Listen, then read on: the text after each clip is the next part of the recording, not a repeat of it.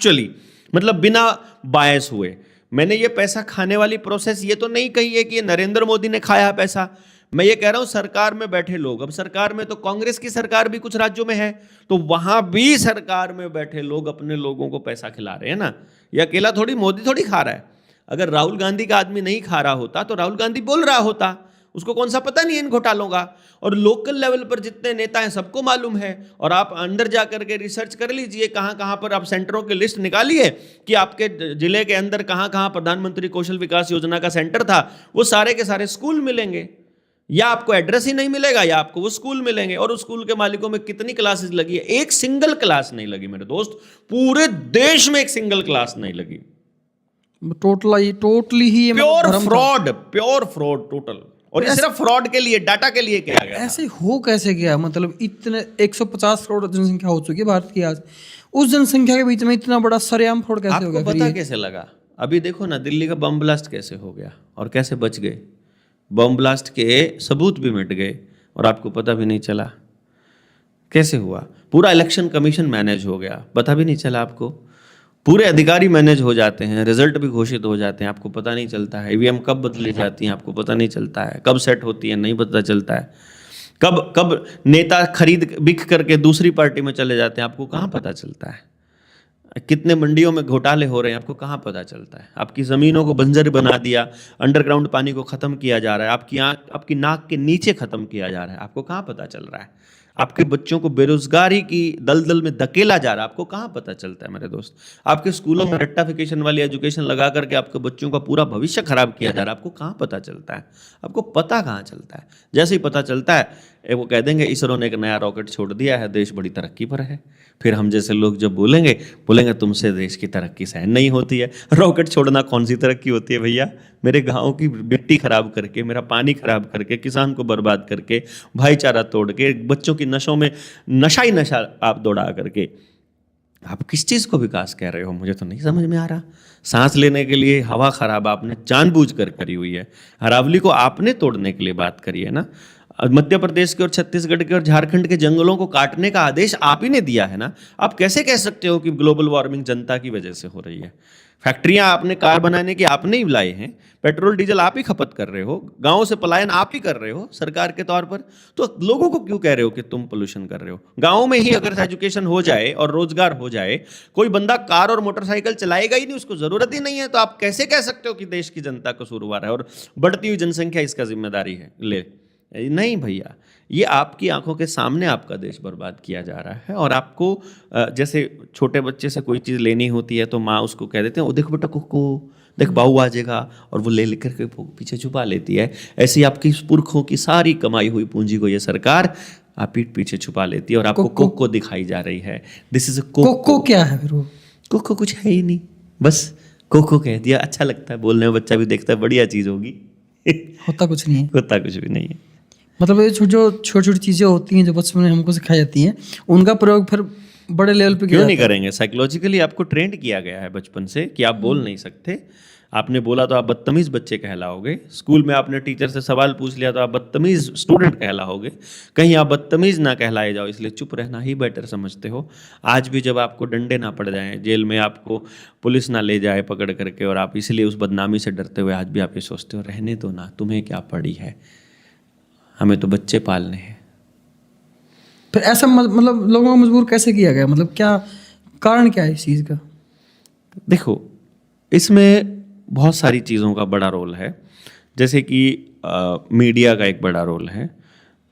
नाटक, फिल्में और मेन स्ट्रीम मीडिया, ये तीनों साथ में स्कूल की पढ़ाई, ये आपके बच्चों में एक भावना भर रही है, जिस भावना में बड़ा रोल है हिंसा का। आप देखोगे पुराने टाइम पर जब हम छोटे थे तो फिल्में ना ज़्यादातर धर्मेंद्र की ज़्यादा चलती थी, क्योंकि वो मारधाड़ वाली फिल्में होती थी। फिर वो मारधाड़ डिशुम से आगे बढ़ करके फिर वो कार की रेस पे चली गई, फिर वो बंदूकों की लड़ाई पे चली गई, और फिर युद्धों की लड़ाई हो गई, देशों की, गदर जैसी फिल्में आने लगी, फिर देश के साथ लड़ाई होने लगी। फिर मैं देखता हूँ आपके बच्चों को जो स्कूल में पढ़ाया जाता है और जो कॉलेज में पढ़ाया जाता है, एमए तक के सिलेबस में युद्ध से बाहर ही नहीं निकलता है बच्चा। छठी में युद्ध करने लगता है, अहमद शाह अब्दाली टाइप के लोगों का युद्ध देखने लगता है वो, और ग्रेजुएशन और मास्टर मतलब पोस्ट ग्रेजुएशन तक कर लेता है और उसके युद्धों से ही बाहर नहीं निकाल पाता। आपके बच्चे को स्कूल में किसी मास्टर ने कभी ये सिखाया नहीं कि नागरिक के अधिकार क्या हैं, उसको किस तरह से रिसर्च करनी चाहिए, उसको कौन सी डिमांड्स रखनी चाहिए, उसका जीवन क्या। शिक्षक कैसे सिखाएंगे ना। हाँ, तो सिलेबस बनाया सिलेबस के बाहर किसने? क्यों सिलेबस उन्होंने ही बनाया जिनको पैसा लूटना है ना। देखो, हथियार बनाने वाली कंपनी का नाम है रॉकफेलर फाउंडेशन, और यूनिवर्सिटीज और कॉलेजेस का सिलेबस बनाने वाली यूनिवर्सिटी भी रॉकफेलर फाउंडेशन, यानी कि सिलेबस वही बना रही है जो हथियार बेच रही है। तो आपके बच्चे को युद्धों के लिए तैयार करने का काम इंडिया में भी सिलेबस वही बना। बिल्कुल। आपका सीबीएसई किसने बनाया था? अंग्रेजों ने ही तो बनाया था, रॉकफेलर फाउंडेशन का ही तो बनाया हुआ है। आपका आपकी एचपीएससी तो कुछ है ही नहीं है। एचबीएससी क्या है? एचबीएससी कोई हरियाणा बोर्ड में जाता भी है क्या? वो तो हरियाणा के लोगों ने सोचा कि सीबीएसई क्योंकि अंग्रेज़ों का बनाया हुआ है इसलिए हम स्टेट का अपना बोर्ड बना लेते हैं। लेकिन धीरे धीरे मेन स्ट्रीम मीडिया में लोगों ने सरकार ने बनाया होगा। लोग भी सरकार में ही थे ना, वो उस टाइम पे थोड़े बहुत लोगों को मालूम था ना। जिस टाइम पे हरियाणा बना है उस वक्त मतलब आज़ादी का नाटक नया नया हुआ था, 20 एक साल हुए थे। 47 में वो अंग्रेज जाने का नाटक हुआ और 66 में जो है हरियाणा बना। तो उस टाइम पे बोले कि रीजनल भाषा या हिंदी के बेसिस पर हम लोग अपना बोर्ड बना लेते हैं और हम अपना सिलेबस कोशिश करेंगे इसमें। उसमें यहाँ तक कि नैतिक मूल्य वाली किताब भी आती थी, उसके अंदर बड़े पंचतंत्र की कहानियाँ भी आती थी, बच्चों को नैतिक शिक्षा सिखाई जाती थी। लेकिन धीरे धीरे नैतिक शिक्षा भी खत्म हो गई और केवल युद्ध रह गए, फिर केवल बकवास रह गया और अंग्रेजी मीडियम आ गया और मेन स्ट्रीम मीडिया के माध्यम से ये प्रचारित कर दिया गया कि सीबीएसई एक अच्छा बोर्ड है।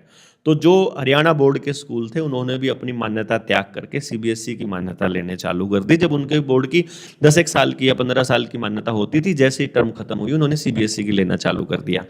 तो इस तरह से धीरे धीरे सब सीबीएसई में चले गए और सीबीएसई तो उन्हीं का बनाया हुआ था, अंग्रेजों का ही। तो इसलिए क्या है कि वो सिलेबस जो बनाया जा रहा है उससे भी आपके बच्चे को कोको दिखाई जा रही है, युद्ध दिखाए जा रहे हैं। आपके साथ क्या हो रहा है वो नहीं दिखाया जा रहा। आपके साथ जो हो रहा है उसके लिए वहाँ आसपास का कोई पंडित जी या कोई मंदिर का पुजारी या कोई नया बाबा, कोई नया धर्मगुरु पैदा कर दिया जाता है जो कहता है ये प्रारब्ध है, ये आपके पिछले जन्मों का कर्म है, जो आपके साथ बुरा हो रहा है ये तो पिछले जन्मों का कर्म है, सरकार बहुत अच्छा कर रही है।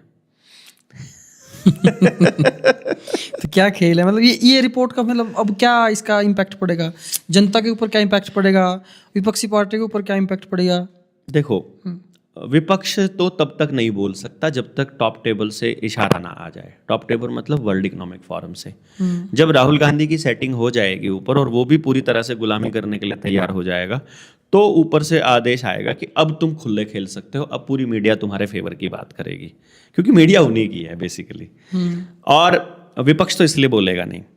आम जनता को बोलना अभी पता नहीं कैसे बोलना है। जैसे अभी पता लग गया आपको ही नहीं पता कैसे बोलना है, मुझे पता लग गया। मुझे मालूम है कि ये सब चल रहा है, इतने दिनों से चल रहा है और मुझे ये पता है कि इसका बहुत आसान सा रास्ता है। कानून क्या करे इसमें, संविधान क्या करे इस मामले में, क्योंकि सजा तो मिलनी नहीं जिन्होंने घोटाला किया। संविधान एक किताब है जिसको फॉलो करता है सिस्टम में बैठी है जुडिशरी और ब्यूरोक्रेसी को हफ्ता मिलता है और जजेस को पावर मिली हुई है। ना इसमें जज बोलेगा ना इसमें ब्यूरोक्रेट्स बोलेंगे। नेता तो खाने के लिए ही बने हुए हैं और आम जनता जो है वो क्योंकि वो डिमांड करना नहीं जानती, क्योंकि आम जनता को आदेश देना नहीं आता, क्योंकि आम जनता को कोई सिखा बता नहीं रहा है, इसीलिए आम जनता कन्फ्यूजन में है कि वो कहाँ जाए। क्योंकि लीडरशिप का बहुत बड़ा क्राइसिस है। मतलब नेतृत्व तो कहीं है ही नहीं, समाज में कोई नेतृत्व नहीं कर रहा। केवल जैसे भेड़ों को हाँकना होता है, गधों को हाँकना होता है, वो काम हो रहा है डंडे के बेसिस पर। आज तुमको मुआवजा मिल जाए, मतलब इस देश की जनता को कोई ये भी नहीं समझा पा रहा कि आपके बच्चे की मौत हुई है, मौत के लिए जिम्मेदार व्यक्ति की मौत नहीं मांगी जा रही, बल्कि ये कहा जा रहा है कि 25 लाख दे दो और सरकारी नौकरी दे दो, हम समझौता करने को तैयार हैं। ब्लड मनी ले रहे हैं लोग अपने ही परिवार के लोगों की मृत्यु पर। ये दुर्भाग्य है हमारे समाज का कि लोगों की मृत्यु को नौकरी और पैसे से तोला जा रहा है। जब कहीं जैसे अभी आज ही घोषणा करी है सीएम सैनी ने, जो लाठर जी की जिन्होंने सुसाइड किया था उनकी पत्नी को सरकारी नौकरी दी गई है, गणित के टीचर की शायद। वो सैनी ने नहीं करी है, वो खट्टर साहब ने करी थी। एमडीयू नहीं भैया, एमडीयू के अंदर खट्टर ने तो की थी, उसको घोषणा करी नौकरी थी। मिलेगी। वो मांग रही थी अपने लिए एक लेवल की पोस्ट कि मेरी जो पढ़ाई है उसके हिसाब से, दोनों नहीं दी गई। तो उसने कहा कि उसने सोचा कि मैं पब्लिक के अंदर अब इसको मैं इनका भांडा फोड़ करूंगी कि तब तो मेरा केस दबा गए, तब तो मेरे इमोशंस का साथ इस्तेमाल कर गए और अपनी राजनीति कर गए, और अब ये कुछ भी नहीं कर रहे हैं। जब ये बात पब्लिक में आने को ही थी तो एमडीयू के अंदर जो एक स्कूल है, उस स्कूल में गणित टीचर की नौकरी देने का ऑफर एमडीयू ने किया है, एमडीयू के वाइस चांसलर ने दिया है। इसलिए सैनी का इसमें कोई रोल नहीं है। नहीं, इससे पहले उसको दे रहे थे ना, ये जो कच्ची नौकरी है उससे पहले वो देने की कोशिश करे थे, लेकिन वो माने उन्होंने स्वीकार नहीं किया। चलो नौकरी से बात बन जाए तो ठीक है।